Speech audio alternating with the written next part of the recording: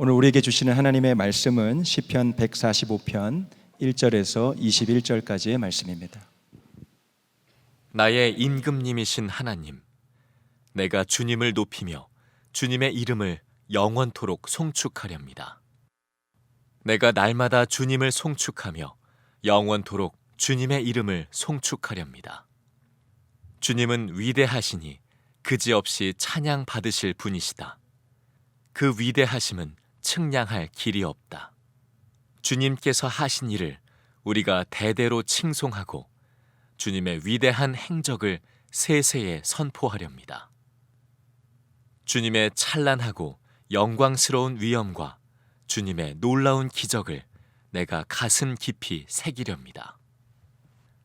사람들은 주님의 두려운 권능을 말하며 나는 주님의 위대하심을 선포하렵니다. 사람들은 한량없는 주님의 은혜를 기념하면서 주님의 의를 노래할 것입니다. 주님은 은혜롭고 자비로우시며 노하기를 더디하시며 인자하심이 크시다.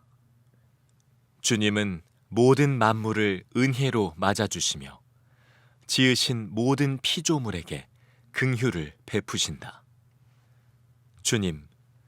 주님께서 지으신 모든 피조물이 주님께 감사 찬송을 드리며 주님의 성도들이 주님을 찬송합니다.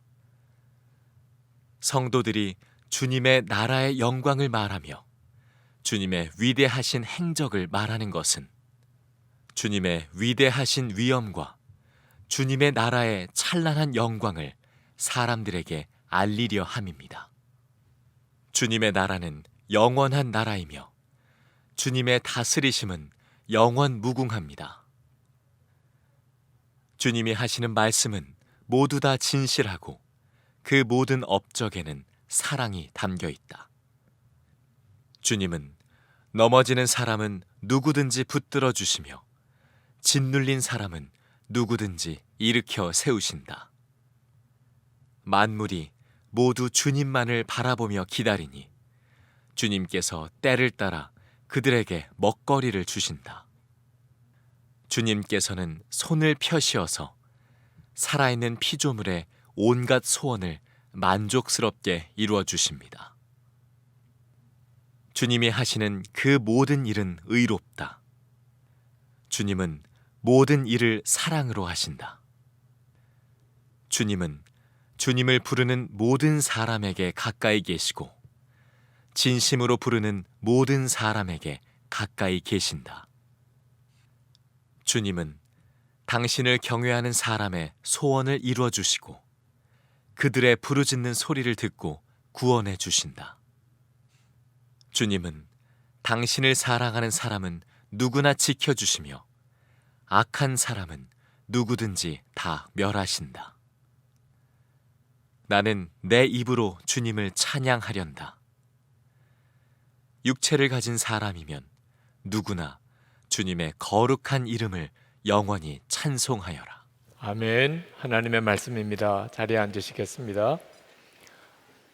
날씨가 꽤 추워졌는데 오늘 예배 중에 주님을 향한 사랑과 또 주님을 체험하는 것은 더 뜨거워지시게 되기를 축복합니다. 다윗의 시편이 늘 그렇지만 이 시편 145편도 하나님을 향한 아주 간절하고 뜨거운 찬양이 가득한 시편입니다. 1절 2절을 보면 나의 임금님이신 하나님, 내가 주님을 높이며 주님의 이름을 영원토록 송축하렵니다. 내가 날마다 주님을 송축하며 영원토록 주님의 이름을 송축하렵니다. 다윗이 그렇게 하나님 앞에 찬양을 드리겠다고, 영원히 찬양하겠다고 그렇게 고백합니다.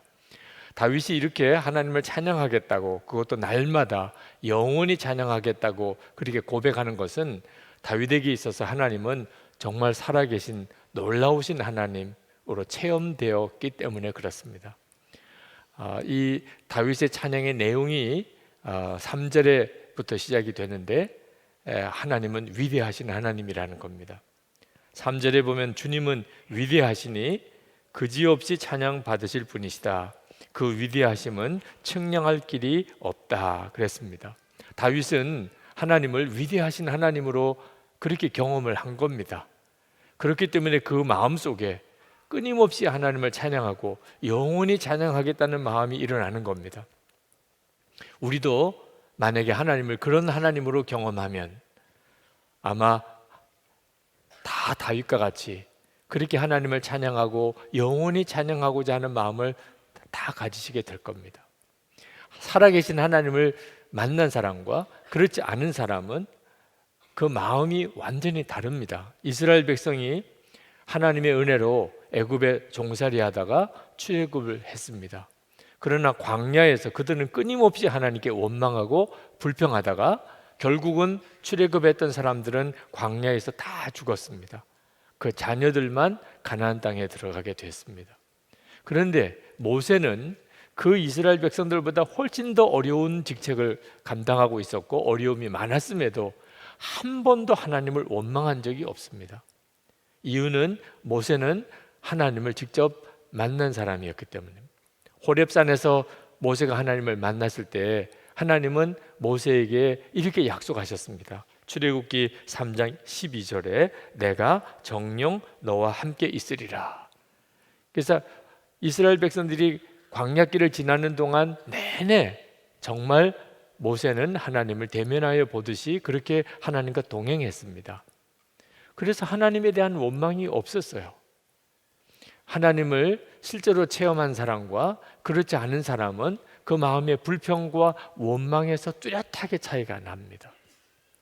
저는 이 145편 시편을 읽으면서 참 다윗이 부러웠습니다. 그것은 다윗이 경험한 하나님, 다윗이 체험한 하나님이 얼마나 놀라우며 얼마나 다양하며 또 얼마나 깊이 경험했는가 하는 것을 알 수 있었기 때문에 그렇습니다. 다윗은 자기가 만난 하나님에 대하여 이렇게 고백합니다. 하나님은 은혜롭고 자비로우시고 노하기를 더디하시고 인자하심이 크신 분이셨다는 겁니다. 하나님은 다윗이 넘어졌을 때 붙잡아 주셨고 짓눌렸을 때 일으켜 주셨고 때를 따라 먹을 것을 주셨고 하나님은 모든 일을 의로움과 사랑으로 행하여 주셨고 다윗이 진심으로 하나님을 부를 때 가까이 계셨고 하나님을 경외할 때 소원을 이루어 주셨고 다윗이 부르짖을 때 구원해 주셨고 하나님을 사랑할 때 지켜 주셨고 악한 사람은 다 멸하여 주셨다는 겁니다. 8절부터 20절까지 나오는 내용이 바로 그 내용입니다. 이 모든 내용은 다윗이 그저 시적인 상상력으로 문학적인 표현으로 한 게 아닙니다. 실제로 다윗이 그렇게 경험한 겁니다. 여러분에게 있어서 하나님은 어떤 분이십니까? 여러분이 경험한 하나님에 대한 묘사가 나오게 될 겁니다. 제가 성령의 은혜로 거듭남을 체험했을 때 제 모든 죄가 예수님의 십자가의 보혈로 다 씻음을 받고 그렇게 구원받았음을 분명히 믿게 되었을 때 변한 게 하나 생겼습니다. 하나님께 찬양할 때 어린 양 예수라는 표현이 나오면 나도 모르게 손이 올라가네요. 정말 제 마음속에 뜨거운 감동으로 주님을 그렇게 찬양하게 되더라고요. 예수님은 내 죄를 사하기 위한 하나님의 어린 양이셨어요. 속죄 제물이셨어요. 그 사실이 믿어지니까 어린 양이라는 표현만 나와도 그냥 가슴이 떨리네요. 여러분이 만난 하나님, 여러분이 체험하신 하나님의 부분이 나오면 여러분도 동일하게 아마 반응하게 되실 겁니다. 다윗이 시편 145편에서 고백하는 그 많은 하나님의 모습은 한편 부럽기도 하고 또 한편으로는 기대감도 생기는 것이더라고요. 왜냐하면 다윗이 만났던 하나님, 체험했던 하나님, 그래서 다윗이 그 고백했던 그 하나님은 지금도 저와 여러분이 믿는 그 하나님이시거든요. 우리가 다윗과 같은 체험으로 하나님을 만나지 혹 못했다 하더라도 하나님은 그분이신 게 분명하거든요. 그러니까 우리도 하나님을 그렇게 만나게 될 것이잖아요. 그러니까 이 시편 145편을 읽어가면서 마음에 기대가 생기는 겁니다. 나도 이렇게 하나님을 만나겠구나. 여러분들도 이 시편 145편을 다시 묵상하시면서 바로 내가 이 하나님을 만나야 되는데 내가 이 하나님을 정말 만나야 하는데 그런 믿음과 기대감이 여러분에게 있게 되기를 축복합니다. 그러면 어떻게 하면 다윗이 만났던 그 하나님을 우리가 체험할 수 있을까요? 단지 하나님을 그렇게 체험하려고만 하면 실망이 더 커집니다. 하나님을 체험하려고만 애를 쓰면 그러면 오히려 더 답답해지고 좌절에 빠지고 하나님의 말씀을 더 믿기 어려워집니다. 열쇠는 다윗처럼 하나님을 사랑하는 것입니다. 다윗은 성경에 나오는 어느 인물보다도 하나님을 사랑했던 사람입니다. 시편 18편 1절에 유명한 고백을 하고 있습니다. 나의 힘이신 여호와여, 내가 주를 사랑하나이다. 다윗이 하나님을 이렇게 사랑했기 때문에 다윗은 그 놀라운 하나님에 대한 체험을 할 수 있었던 것입니다. 여러분을 향한 하나님의 뜻은 무엇일까요? 이런 질문을 갑자기 받으면 많은 그리스도인들이 대답하는 것에 좀 쩔쩔맵니다. 평소에 잘 생각 안 해봤거든요. 나를 향한 하나님의 뜻이 뭘까? 술 좀 그만 마시라는 걸까? 이제 새벽기도도 나오라는 걸까? 매 주일마다 예배드리라는 걸까? 가정예배도 드리라는 걸까? 11조 하라는 걸까? 전도 좀 하라는 걸까? 선교사로 나가라는 걸까? 뭐 여러 가지 생각을 하실 수 있는데 사실 답은 하나밖에 없습니다. 여러분을 향한 하나님의 뜻은 너무나 명확합니다. 목숨을 다하여 하나님을 사랑하는 것입니다. 마태복음 22장 37절 38절에 예수님께서 이렇게 말씀하셨습니다. 예수께서 이르시되 내 마음을 다하고 목숨을 다하고 뜻을 다하여 주 너희 하나님을 사랑하라 하셨으니 이것이 크고 첫째 되는 계명이요. 그 말씀이었군요. 저도 알고 있었어요. 아마 여러분이 이 성경을 들으면 아마 그렇게 반응하실 겁니다. 그러나 선뜻 대답이 안 나왔다는 말은 알고는 있지만 사실은 모르고 사는 것이죠. 도대체 하나님이 나에게 뭘 원하실까? 나를 향한 하나님의 뜻은 뭘까? 명확하게 성경에 말씀하셨고 그동안에 수도 없이 여러분이 들으셨겠지만 실제로는 전혀 모르고 사는 겁니다. 하나님을 사랑하는 것입니다. 여러분 중에 지금 행복한 사람이 있다면 아마 틀림없이 사랑하는 사람이 있기 때문일 겁니다. 사랑하는 사람이 있으면 아침에 눈을 뜨는 것이 행복합니다. 밥을 먹어도 행복하고 일을 해도 행복합니다. 사랑한다는 것은 참 너무나 놀라운 능력을 우리에게 부어줍니다. 그렇게 힘든 일인데도 꿋꿋이 참 열심히 일하시는 분들을 보면 대부분 다 사랑하는 자녀들이 있기 때문입니다. 자녀들 생각하면 어떤 일도 견뎌낼 수가 있습니다. 사랑한다는 것은 정말 놀라운 일입니다. 우리를 행복하게 만들어줍니다. 하나님에게 행복이 있다면 무엇일까요? 우리를 사랑하는 것입니다. 그 증거가 십자가입니다. 우리를 정말 사랑하지 않았다면, 마음과 목숨과 뜻을 다하여 우리를 사랑하려고 결심하지 않았다면 당신의 독생자 예수 그리스도를 십자가에 못 박아 죽게 하실 리가 있겠습니까? 여러분이 십자가를 묵상하면 누구나 다 하나님의 음성을 들으실 겁니다. 내가 너를 사랑한다. 여러분, 이건 정말 황홀한 일이죠. 그리고 하나님의 행복이십니다. 그런데 그렇게 우리를 사랑하신 하나님께서 우리에게 하나님을 사랑하라고 초청하십니다. 우리는 하나님을 만나기를 원하는데 하나님은 우리가 하나님을 사랑하기를 원하십니다. 그게 바로 하나님을 만나는 열쇠이기 때문에 그렇습니다. 신명기 30장 20절에 내 하나님 여호와를 사랑하고 그의 말씀을 청종하며 또 그를 의지하라. 요한복음 14장 21절에 나의 계명을 지키는 자라야 나를 사랑하는 자니 나를 사랑하는 자는 내 아버지께 사랑을 받을 것이요 나도 그를 사랑하여 그에게 나를 나타내리라. 여러분, 순서가 바뀌어진 것처럼 보입니다. 나를 사랑하는 자는 하나님의 사랑을 받을 것이라. 사실은 엄밀히 말하면 하나님이 먼저 우리를 사랑하셨습니다. 그리고 우리에게도 하나님을 사랑하라고 말씀하시는 겁니다. 이유는 우리가 하나님을 사랑하게 될 때에야 비로소 우리를 사랑하시는 하나님의 사랑을 체험하게 됩니다. 하나님을 개인적으로, 구체적으로 아주 분명하게 하나님을 경험하게 됩니다. 왜 그렇게 하셨을까요? 왜 우리에게 그렇게 하나님의 사랑을 경험하는 것이 중요하고 우리가 하나님을 사랑하는 것이 필요할까요?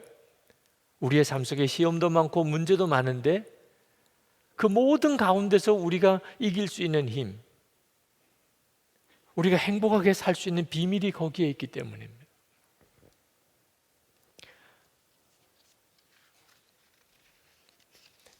여러분의 삶 속에 하나님에 대한 사랑이 정말 있는지를 한번 가만히 살펴보십시오. 여러분이 힘들고 답답하고 또 문제가 많고 시험이 많은 이유는 여러분에게 진짜 사랑의 대상을 발견하지 못했기 때문에 그렇습니다. 바로 그것 때문에 하나님이 우리를 강권하시는 겁니다. 하나님을 사랑하라고. 베드로가 예수님을 3번 부인하고 심지어 저주까지 하고 완전 낙심에 빠졌었습니다. 그렇지 않겠습니까? 예수님 뵐 면목이 있겠습니까? 그래서 그는 고기잡이 하러 그냥 돌아갔는데 한 마리 고기도 잡지 못했습니다.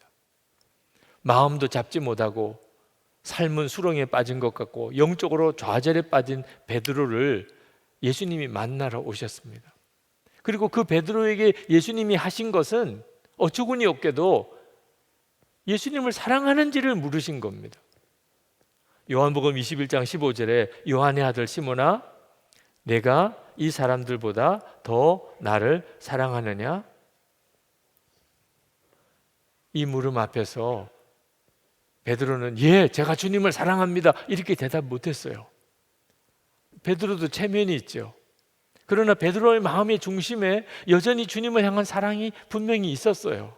그래서 베드로는 주님이 아시잖아요. 주님이 제 마음을 아시잖아요. 그렇게 밖에는 대답을 못했지만 분명히 주님을 사랑한다는 고백을 한 거죠. 그리고 베드로가 살아났어요. 예수님을 3번 부인하고 저주까지 했던 그 베드로를 예수님은 다시 위대한 사도로 쓰셨어요. 주님을 사랑하는 고백이 나오고 정말 주님을 사랑하게 될 때 인생이 확 바뀌어요. 오늘 이 시간에도 주님은 여러분에게 하나님을 사랑하는지에 대해서 물으세요. 내가 나를 사랑하느냐? 물으세요. 왜 그렇지? 우리를 살리려고 하시는 거예요. 온갖 시험에서, 온갖 문제 속에서 우리에게 다시 살아날 힘을 주시려고 하심입니다. 하나님이 나를 사랑하신다는 것을 믿는 것도 놀라운 힘이에요. 그러나 내가 하나님을 뜨겁게 사랑하게 돼, 목숨을 다하여 하나님을 사랑하게 되는 것은 비교할 수 없이 엄청난 은혜입니다. 많은 그리스도인들이 하나님을 뜨겁게 사랑하는 그 은혜에 들어가기 전에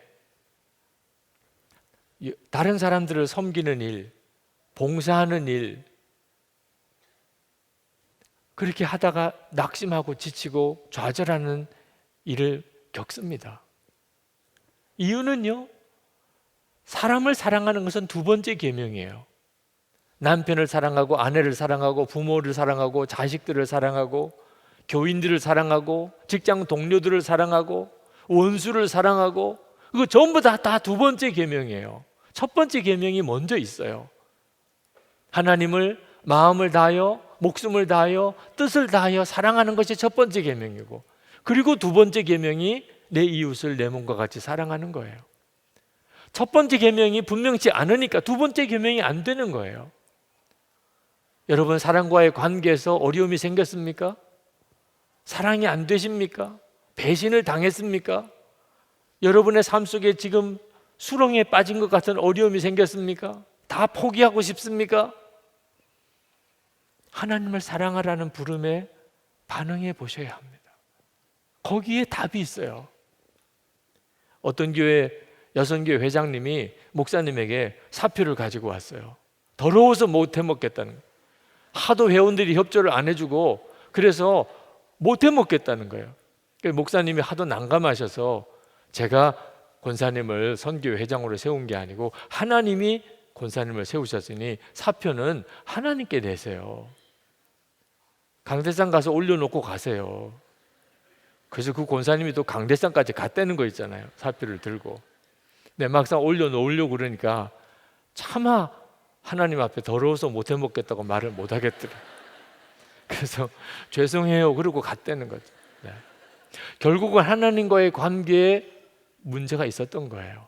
하나님과 관계에 문제가 생기니까, 뜨겁게 하나님을 사랑하는 것이 안 되니까, 그러니까 모든 것이 문제가 되고 시험이 되고 낙심이 되고 좌절이 되는 거예요.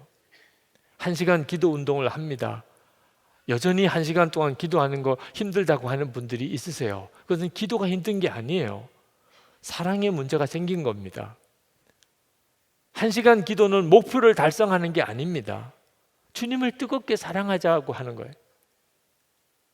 데이트 시간이에요. 사랑하는 사람하고 데이트 시간이 1시간이 어찌 깁니까? 하나님을 뜨겁게 사랑하게 되면 탈진함이 없어져요. 유혹이 사라져요. 더 이상 유혹받지 않아요. 죄 짓지 않게 돼요. 싸울 이유가 없어요. 하나님을 뜨겁게 사랑하는 것은 우리 인생 전체를 살려내는 거예요.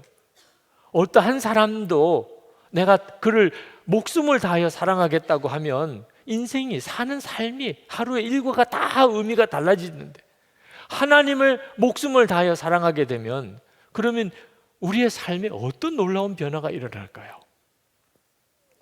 그러나 하나님은 보이지 않는 하나님이신데 어떻게 하나님을 사랑할 수 있을까요? 여러분, 초대교회 때 성도들은 예수님을 실제로 보지 못한 사람들이 다였어요. 예수님을 실제로 육신으로 주님을 본 사람은 극히 일부였어요. 그런데 그들은 보이지 않는 예수님을 사랑했다고 그랬습니다. 베드로전서 1장 8절에 예수를 너희가 보지 못하였으나 사랑하는도다. 이제도 보지 못하나 믿고 말할 수 없는 영광스러운 즐거움으로 기뻐하니, 예수님 눈으로 보지 못해도 얼마든지 사랑할 수 있다는 거예요. 다윗도 하나님을 보지 못했을 거예요. 그런데도 어떻게 다윗은 그렇게 하나님을 사랑할 수 있었을까요? 다윗의 고백 속에 그 비밀이 나옵니다. 18절에 다윗은 이렇게 고백합니다. 주님은 주님을 진심으로 부르는 모든 사람에게 가까이 계신다. 19절에 주님은 당신을 경외하는 사람들의 부르짖는 소리를 듣고 구원해 주신다. 20절에 주님은 당신을 사랑하는 사람은 누구나 지켜주시며. 그러니까 다윗도 처음에는 그냥 주님을 진심으로 부르는 사람이었어요. 항상 주님을 바라보며 주님을 사모하는 마음을 가졌어요. 그리고 다윗이 그 다음엔 하나님을 경외하는 사람이었어요. 하나님이 함께 계신 것을 늘 의식하고 살았어요. 그리고 하나님을 사랑했다고 그랬어요. 여러분도 똑같습니다. 항상 주님을 생각하고 주님을 바라보고 그렇게 주님을 경외하는 마음을 가지고 그렇게 주님을 사랑하게 되는 거예요. 누구나 다 처음부터 하나님을 뜨겁게 사랑하는 그런 사람은 거의 없어요.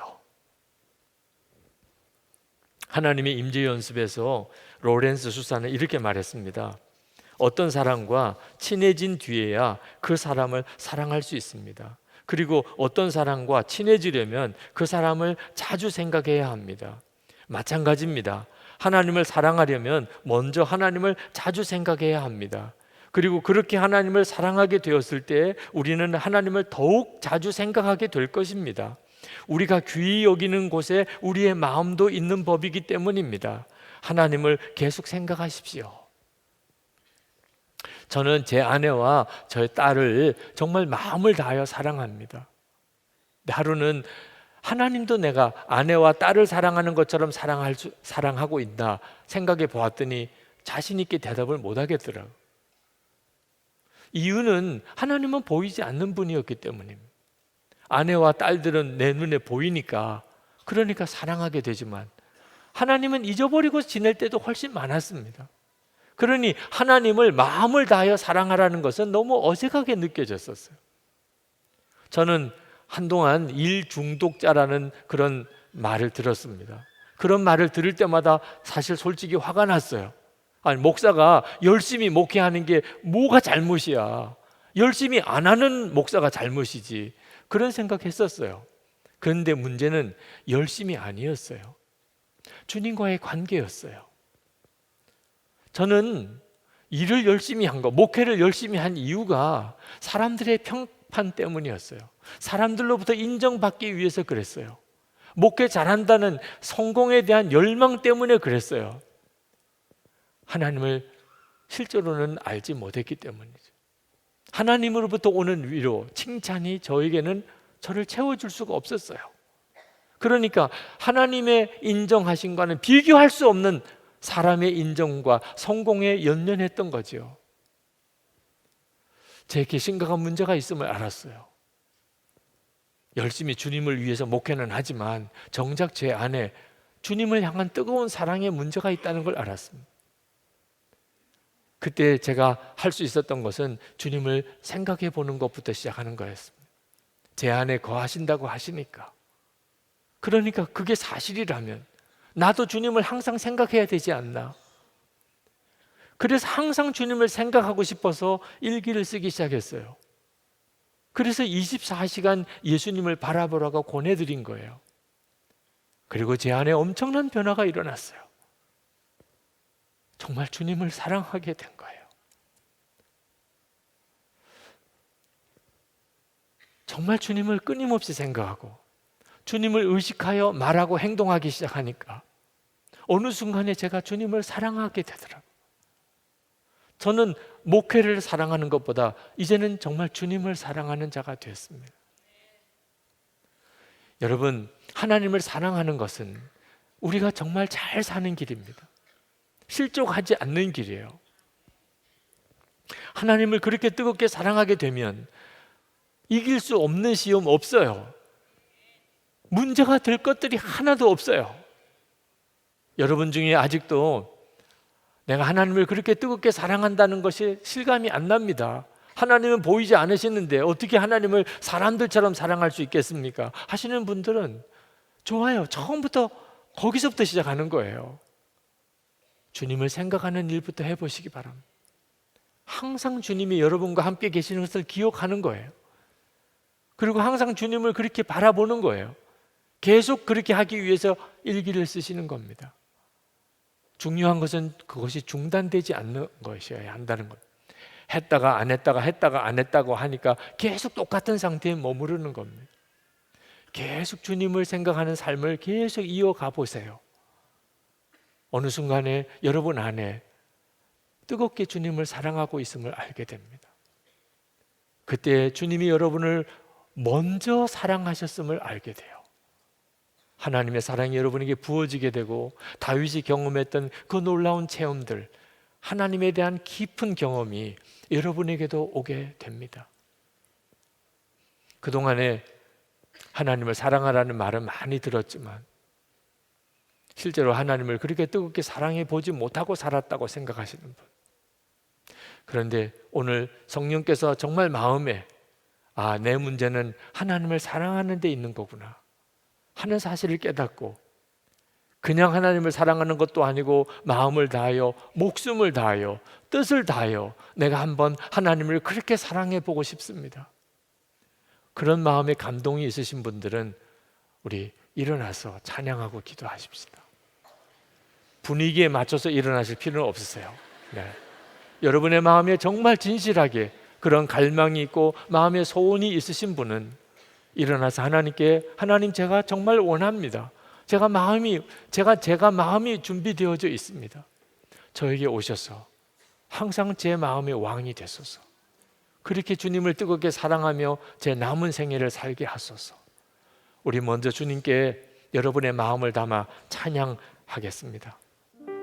온맘 다해 찬양합시다.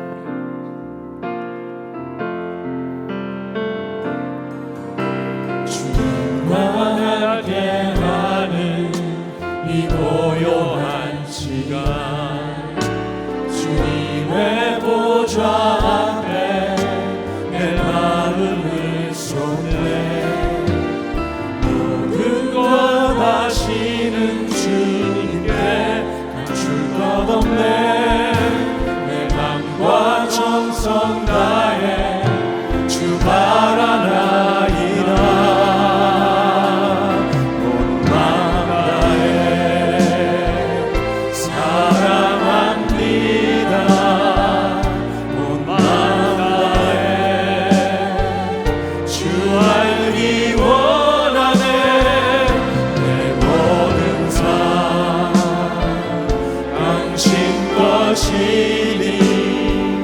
주만 섬기리니 온 마음 다해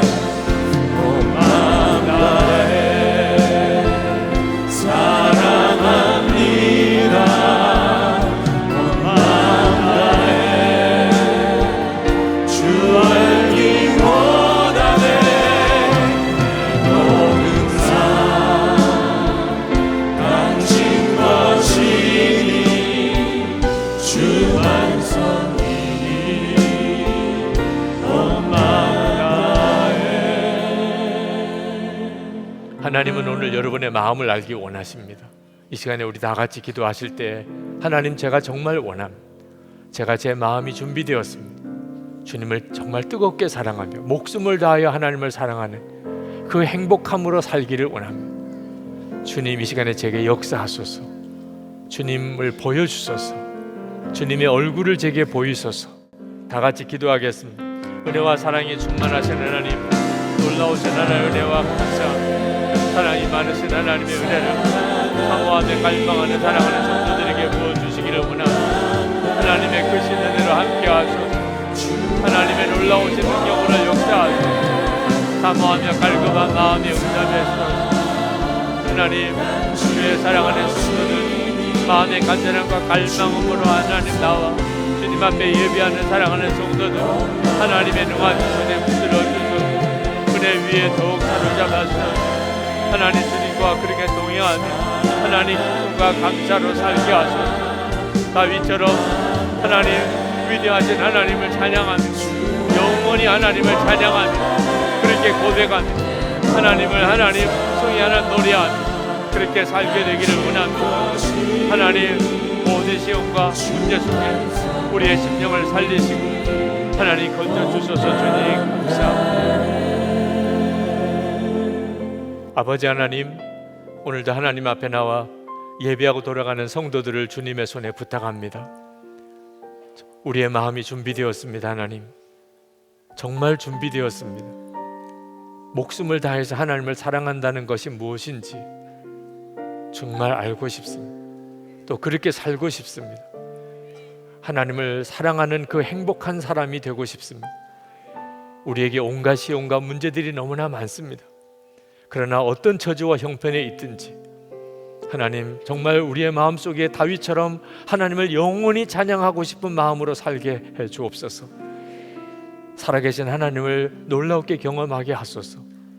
하나님의 그 놀라우신 모습들 우리도 다 그렇게 경험할 수 있게 되기를 원합니다. 사모하는 성도들의 마음의 심령에 주께서 그리 역사하소서. 하나님, 우리의 중심의 간구를 받아주소서. 자리에 일어나서 우리의 마음을 하나님께 표현한 그것을 주께서 인쳐 주시옵소서. 우리가 오늘도 주님 앞에 전심으로 예배하며 주님을 향한 뜨거운 사랑과 감사를 담아 헌금을 주께 봉헌해 드립니다. 하나님, 감사에 감사가 넘치는 삶을 살게 해주시기 원합니다. 감사의 제목이 항상 있으며 또 그 감사의 제목이 항상 풍성해지게 되기를 원합니다. 하나님께 감사할 힘이 언제나 있게 되기를 원합니다. 사랑하는 성도들의 심령 속에 주님의 은혜가 넘치고 육신에는 놀라운 치유하심을 주시기를 원합니다. 오늘도 주께 예배하고 돌아가며 이 말씀을 듣는 중에 저들의 육신의 질병이 치유되게 하소서. 가정 안에 하나님의 은혜가 회복되게 하소서. 우리의 자녀들이 하나님이 영광 받으시는 훌륭한 믿음의 사람으로 서게 하소서. 성도들의 기업에 복을 주셔서 베풀고 나눌 수 있는 자가 다 되게 하소서. 하나님, 성도와 교회들을 거룩하게 세우셔서 이 나라에 하나님을 경외하는 하나님의 역사가 일어나기를 원합니다. 하나님, 사회가 하나가 되고 우리 온 국민의 마음이 하나가 되고 하나님, 이 땅에 하나님을 경외하는 법이 하나님 나라의 법이 되게 하시고 하나님을 대적하는 모든 악한 풍조가 다 사라지게 하여 주옵소서. 북한에 있는 동포들에게도 복음이 전해지고 자유가 전해지게 되기를 원합니다. 북한의 정권의 근본적인 변화가 일어나게 되기를 원합니다. 하나님, 북한에 아직 억류되어 있는 김국기 목사님, 김정욱 목사님, 최충길 선교사님, 또 장문석 집사님을 속히 석방되게 해 주옵소서. 열방에 있는 선교사님들 주님의 손에 부탁드립니다. 그 가족들을 주님이 지켜주시기 원합니다. 영적으로 보호해 주시기 원합니다. 하나님의 충만한 은혜로 맡은 사명을 잘 감당할 수 있게 하시기를 원합니다. 오늘도 예배하고 돌아가는 모든 성도들 위해 주 예수님의 은혜와 하나님 아버지의 사랑하심과 보혜사 성령의 교통하심이 충만하고 또 충만하시기를 축원하옵나이다. 아멘.